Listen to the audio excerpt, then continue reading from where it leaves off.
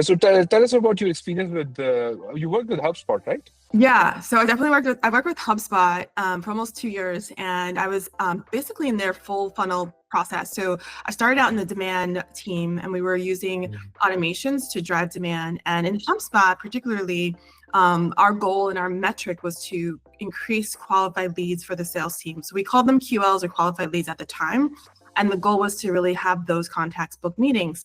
And so, like, we worked specifically with email, and I was able to kind of understand how our freemium users were going about using the product for free, how they were engaging with some of the tooling, and what their behaviors were like. And then we actually mapped a new workflow there that allowed people to allowed us to understand the signals that led to a qualified lead. And one of those signals was when contacts were uploading their own contacts in the CRM.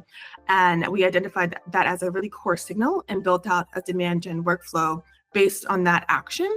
And that actually ended up being one of the top performing demand workflows out of 80 automated experiences for the company. And we were able to drive over 50 qualified leads every single month on automated.